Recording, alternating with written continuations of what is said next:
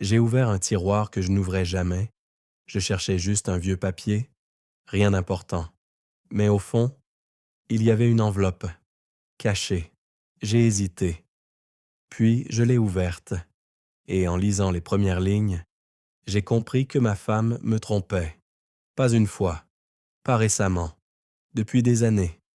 Je m'appelle Michel, j'ai 67 ans, et pendant la plus grande partie de ma vie, j'ai sincèrement cru que ce que nous avions construit, ma femme et moi, était quelque chose de simple, de stable, presque indestructible, même si ce n'était pas parfait.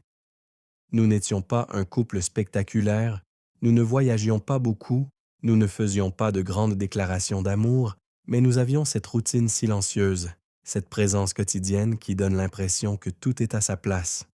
Chaque matin, je me levais avant elle, je préparais le café, et quelques minutes plus tard, elle arrivait dans la cuisine, encore à moitié endormie, et on échangeait à peine quelques mots.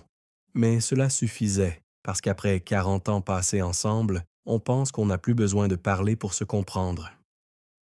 Nous avons construit une maison, élevé des enfants, traversé des moments difficiles et des périodes plus calmes, et avec le temps, tout cela s'est transformé en une sorte d'évidence, comme si notre vie ne pouvait tout simplement pas prendre une autre direction. Et c'est peut-être ça, le plus dangereux, parce qu'à force de croire que tout est acquis, qu'il n'y a plus de raison de douter, on finit par ne plus voir les changements, même les plus évidents. Je n'ai jamais vraiment cherché à comprendre ce qui se passait dans sa tête, ni ce qu'elle pouvait ressentir, parce que je pensais la connaître parfaitement, et surtout, je pensais pouvoir lui faire confiance sans la moindre hésitation. Aujourd'hui, quand j'y repense, je me rends compte que cette certitude, cette tranquillité, n'était peut-être qu'une illusion que je m'étais construite pour ne pas voir ce qui était déjà en train de changer depuis longtemps. Au début, je n'ai rien remarqué, ou peut-être que je ne voulais simplement rien voir, parce qu'après tant d'années passées ensemble, on s'habitue à ignorer les petits changements, en se disant que c'est normal, que tout évolue avec le temps, que les gens deviennent plus silencieux, plus fatigués, moins présents. Mais avec le recul, je peux dire que tout a commencé par des détails presque invisibles, des choses tellement banales qu'on ne leur prête aucune importance sur le moment, comme ces silences un peu plus longs que d'habitude, ou ces regards qui s'évitent sans raison apparente. Elle était toujours là, physiquement, dans la maison, dans la cuisine, dans le salon, mais quelque chose avait changé dans sa manière d'être, comme si une partie d'elle n'était plus vraiment avec moi, comme si elle vivait déjà ailleurs, dans un espace auquel je n'avais plus accès. Je me souviens qu'elle a commencé à utiliser son téléphone beaucoup plus qu'avant, toujours avec cet écran légèrement incliné, toujours avec ce geste rapide pour le retourner dès que je m'approchais. Et même si je n'ai rien dit, même si je faisais semblant de ne pas remarquer, une sensation étrange a commencé à s'installer en moi.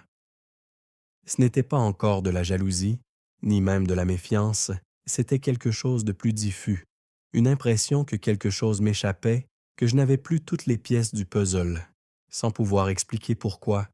Et puis il y avait ces absences, ces moments où elle disait devoir sortir, voir une amie, faire des courses, prendre l'air, et tout cela paraissait normal, parfaitement logique, sauf que peu à peu, ces sorties sont devenues plus fréquentes, plus longues, et surtout, de plus en plus vagues dans leurs explications. Je me rappelle très bien d'un soir en particulier, où elle était rentrée plus tard que d'habitude, et quand je lui ai simplement demandé si tout allait bien, elle a répondu trop vite, avec un sourire qui ne lui ressemblait pas, un sourire forcé, presque mécanique. Et c'est à ce moment-là que, pour la première fois, j'ai ressenti un véritable malaise. Malgré tout, je n'ai rien dit, parce qu'à 67 ans, on ne remet pas facilement en question toute une vie. On préfère se convaincre que ce n'est rien, que ce sont juste des phases, des changements normaux, des choses qui passent. Mais au fond de moi, quelque chose avait déjà commencé à se fissurer, lentement, silencieusement, sans que je puisse encore mettre des mots dessus, comme une vérité qui attend le bon moment pour apparaître, même si on fait tout pour l'éviter. Ce jour-là n'avait rien de particulier, et c'est peut-être ça qui le rend encore plus difficile à accepter aujourd'hui, parce que tout a commencé comme n'importe quelle autre journée, avec cette impression rassurante que rien ne pouvait vraiment arriver. Je m'étais levé plus tôt que d'habitude, sans raison précise, avec cette sensation étrange que je ne saurais toujours pas expliquer, comme si quelque chose m'avait réveillé avant même que le réveil ne sonne. Et après quelques minutes passées à regarder le plafond, j'ai décidé de me lever et de m'occuper un peu. La maison était silencieuse, profondément silencieuse, et elle dormait encore. Du moins, c'est ce que je pensais à ce moment-là. Et pour ne pas faire de bruit, je suis allé dans le salon, puis dans le bureau, en me disant que j'allais enfin ranger quelques papiers que je laissais traîner depuis des semaines. Je cherchais une vieille facture, quelque chose de banal, presque insignifiant, et pour la trouver, j'ai commencé à ouvrir des tiroirs que je n'ouvrais presque jamais, ces tiroirs où l'on accumule des choses sans importance, des souvenirs oubliés, des papiers inutiles. Et puis, dans l'un d'eux, tout au fond, il y avait une enveloppe. Elle n'avait rien de spécial au premier regard, pas de nom, pas de date visible, juste une enveloppe légèrement usée, comme si elle avait été manipulée plusieurs fois, puis cachée volontairement. Je me suis arrêté un instant. Je ne sais pas exactement pourquoi, mais quelque chose dans ma tête m'a dit de ne pas l'ouvrir, comme une intuition, un avertissement silencieux, et pendant quelques secondes, j'ai hésité, en tenant simplement cette enveloppe entre mes mains. J'aurais pu la reposer. J'aurais pu faire comme si je ne l'avais jamais vue, mais je ne l'ai pas fait. Je l'ai ouverte. À l'intérieur, il y avait plusieurs feuilles pliées, soigneusement rangées, et dès que j'ai commencé à lire les premières lignes, j'ai senti quelque chose se bloquer en moi, comme si mon corps refusait de comprendre ce que mes yeux voyaient. Ce n'était pas une simple lettre. Ce n'était pas quelque chose d'anodin. Les mots étaient trop personnels, trop intimes, trop précis pour laisser place au doute, et en quelques secondes seulement, toutes les pièces que je refusais de voir depuis des mois ont commencé à s'assembler.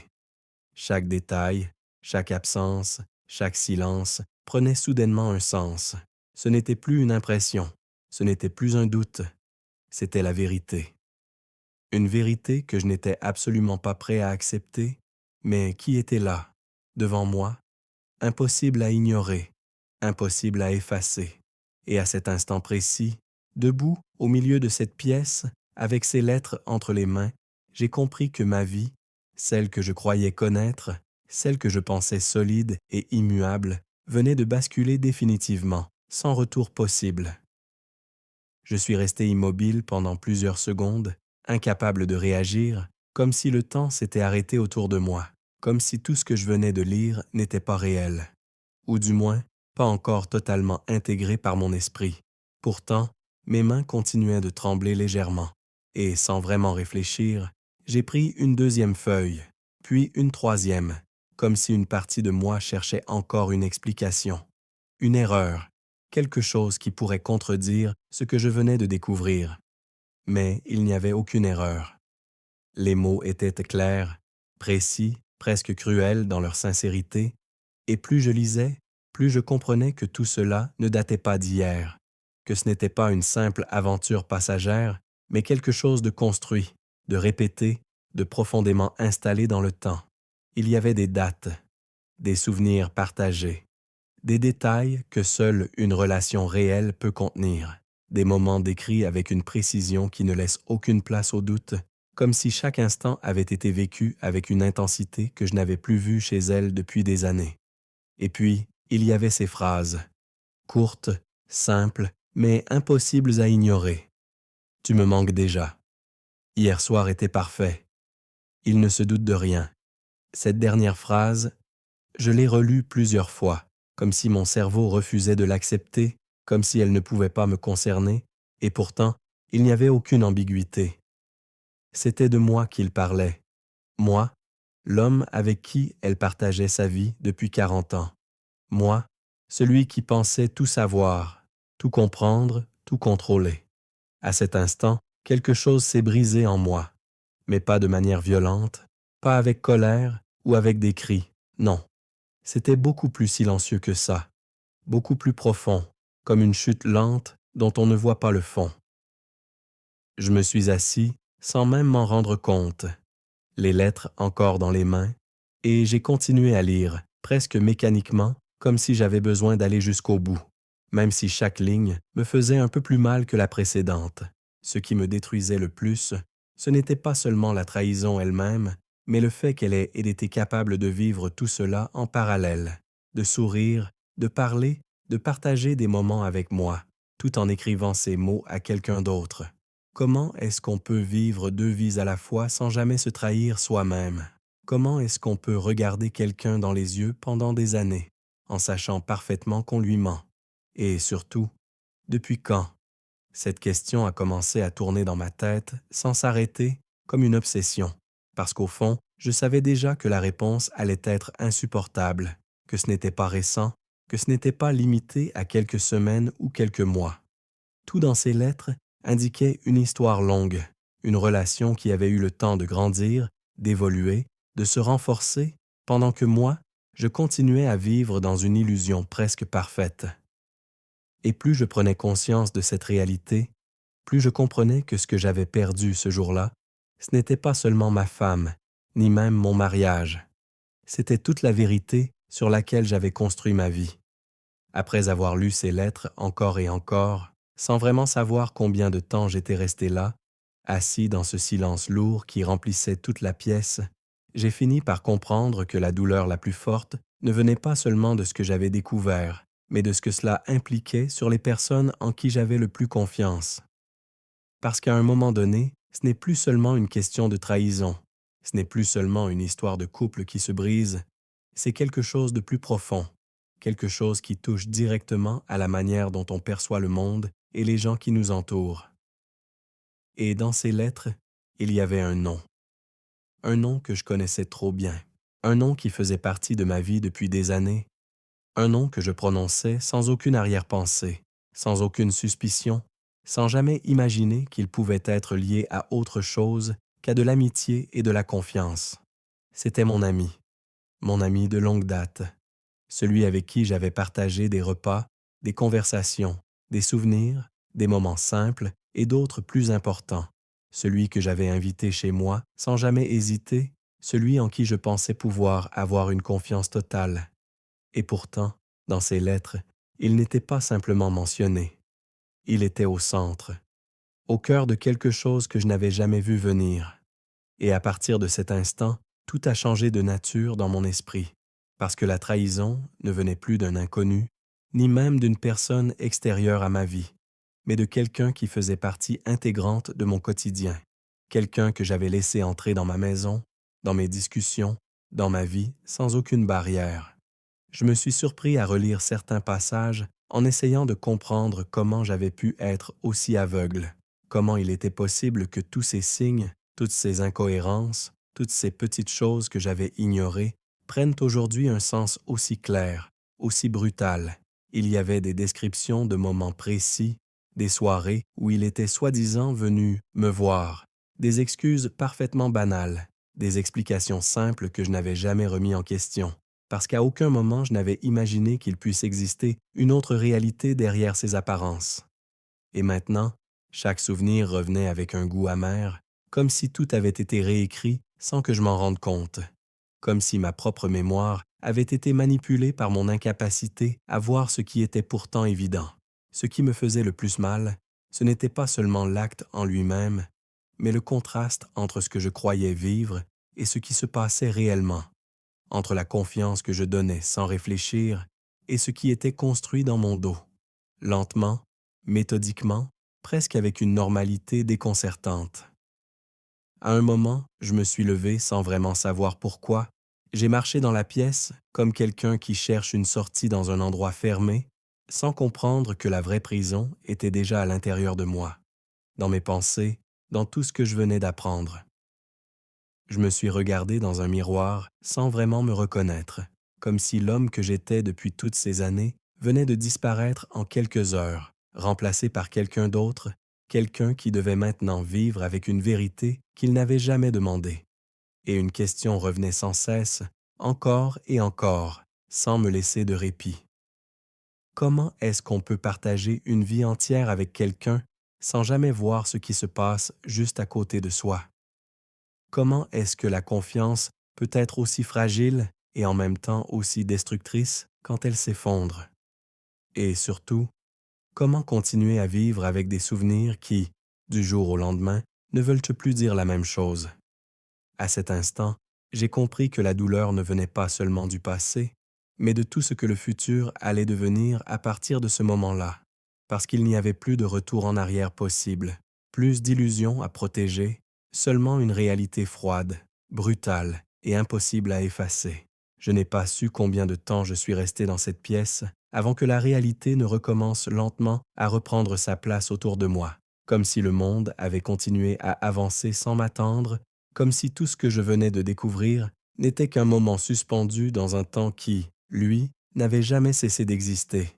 Les lettres étaient toujours là, posées sur mes genoux, froissées par mes mains tremblantes, et pourtant elles avaient perdu quelque chose de leur puissance immédiate, non pas parce qu'elles étaient devenues moins vraies, mais parce que mon esprit, lui, commençait à chercher une manière de survivre à ce qu'il venait de comprendre.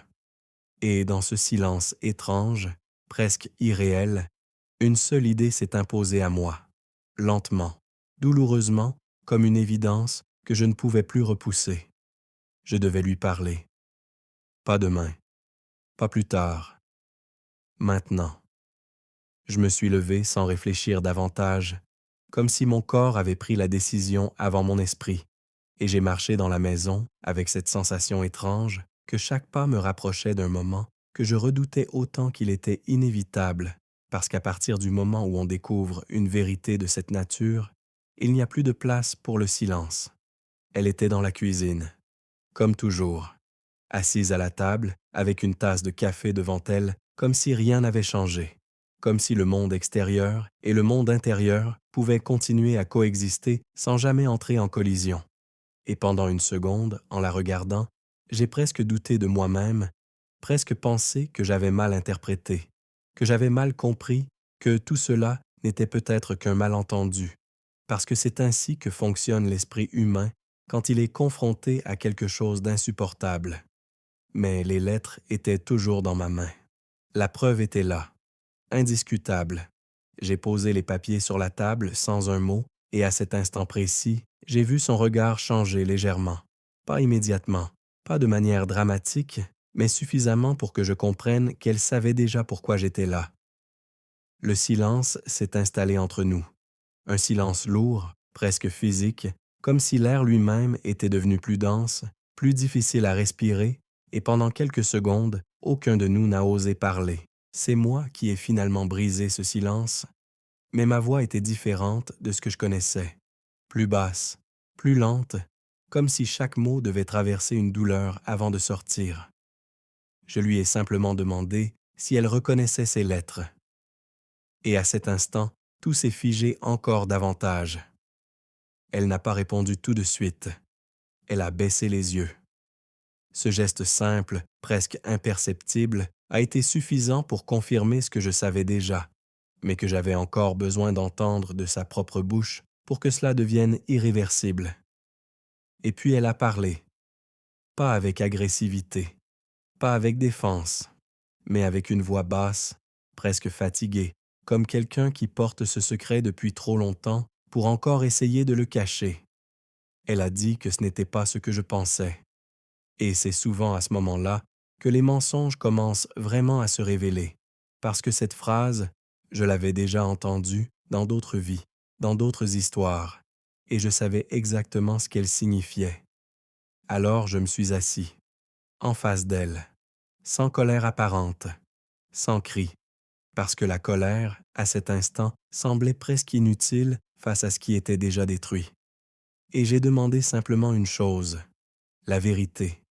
Toute la vérité, pas des fragments, pas des justifications, pas des excuses tardives, juste ce qui s'était réellement passé, depuis quand et surtout pourquoi. Et dans ce moment précis, j'ai compris que parfois, la vraie confrontation ne commence pas quand on découvre la trahison, mais quand on décide enfin de regarder en face ce que l'on a passé des années à éviter de voir.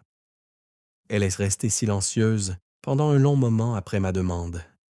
Un silence qui n'était pas celui de l'hésitation ou de la surprise, mais plutôt celui de quelqu'un qui comprend que le point de non-retour a déjà été franchi et qu'il n'existe plus aucune manière élégante de revenir en arrière, peu importe les mots qu'on choisira ensuite.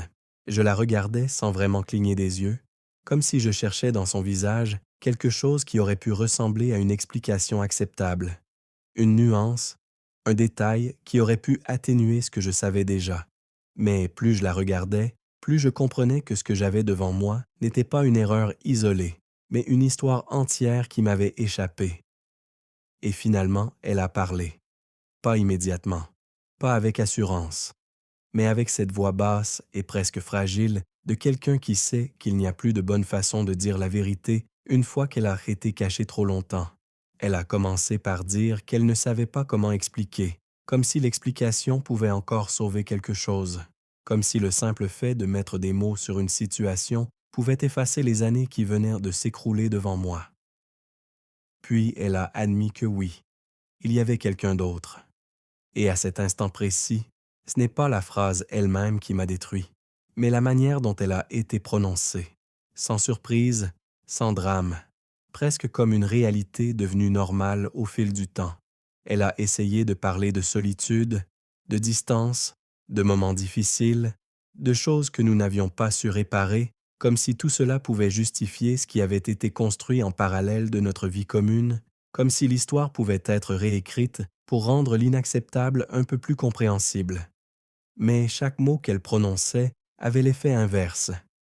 Au lieu d'apaiser, cela creusait encore davantage la distance entre nous, parce que je comprenais que ce n'était pas un accident, ni une faiblesse passagère, mais une décision répétée, assumée, vécue dans le temps, pendant que moi, je continuais à croire que nous étions encore dans la même histoire. Il y avait des périodes, des moments précis, des dates qu'elle mentionnait à demi-voix, comme si les prononcer trop clairement risquait de rendre tout cela encore plus réel.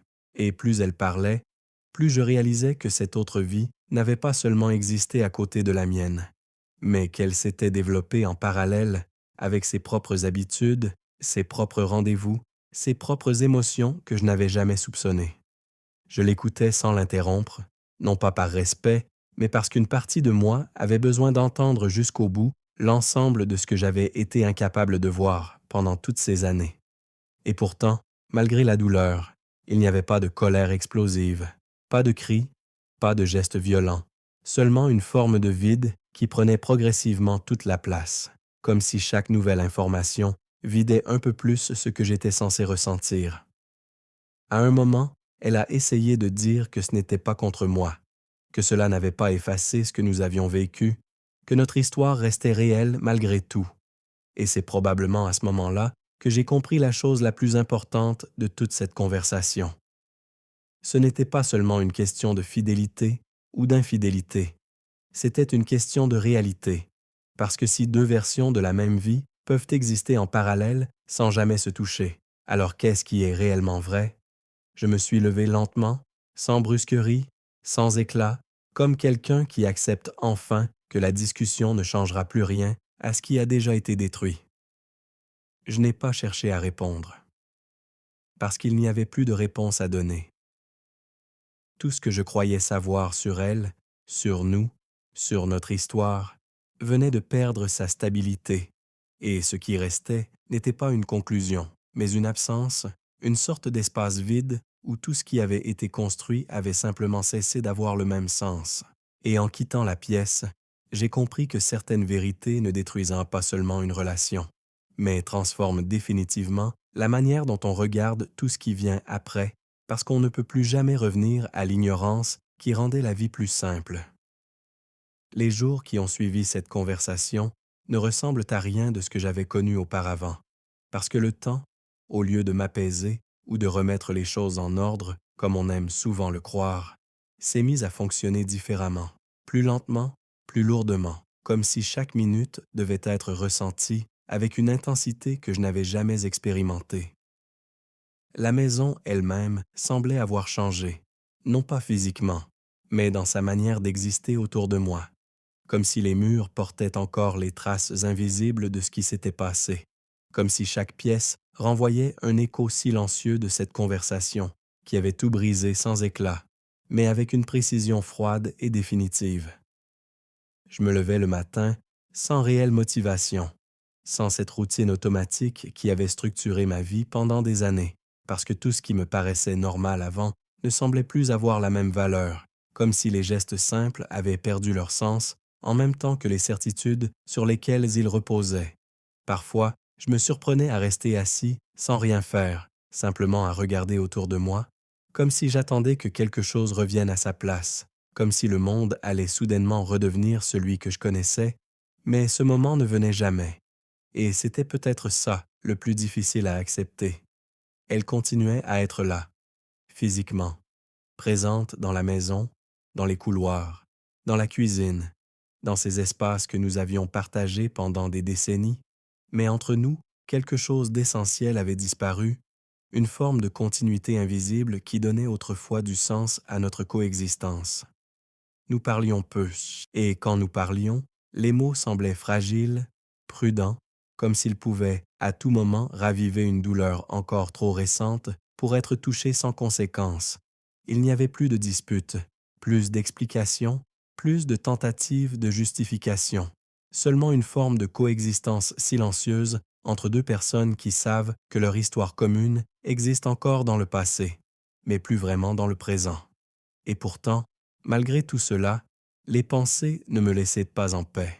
Elles revenaient sans cesse, souvent la nuit, lorsque tout était silencieux, lorsque la maison semblait encore plus vide qu'en journée, et que les souvenirs prenaient une forme presque tangible, comme s'ils cherchaient à me rappeler chaque détail de ce que j'avais perdu sans l'avoir vu venir. Je repensais aux signes, aux moments que j'avais ignorés, aux phrases que j'avais interprétées de manière trop simple, et plus j'y pensais, plus je réalisais que la vérité avait toujours été là, visible, mais que j'avais choisi de ne pas la regarder, parce qu'elle aurait exigé un courage que je n'avais pas à ce moment-là.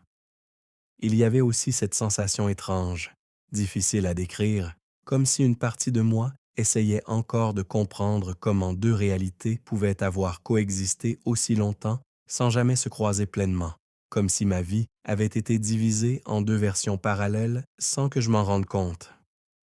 Parfois, je sortais marcher sans but précis, simplement pour éviter le silence de la maison, pour occuper mon esprit avec le mouvement, les rues, les gens, tout ce qui pouvait me rappeler que le monde continuait d'exister en dehors de ce que je vivais intérieurement. Mais même à l'extérieur, je n'arrivais pas à échapper complètement à cette nouvelle réalité, parce que chaque visage croisé, chaque conversation entendue, chaque scène de vie quotidienne me rappelait inconsciemment que la confiance, une fois brisée, ne disparaît pas seulement dans une relation, mais change aussi la manière dont on perçoit tout le reste. Et au fil des jours, j'ai commencé à comprendre quelque chose de difficile à accepter, quelque chose qui ne vient pas immédiatement après la douleur, mais seulement quand elle commence à se stabiliser un peu. Ce n'est pas la vérité qui détruit le plus, mais ce qu'elle fait de tout ce qu'on croyait être solide avant elle. Parce qu'une fois que cette base disparaît, il ne reste pas seulement une perte, mais une reconstruction impossible à faire avec les mêmes morceaux, avec les mêmes repères, avec la même confiance d'avant. Et dans ce nouvel état de vie, rien ne redevient vraiment comme avant. Même lorsque le silence revient, même lorsque les jours deviennent plus calmes, même lorsque la douleur semble s'éloigner un peu, elle reste là, quelque part, comme une présence invisible qui modifie définitivement la manière dont on avance.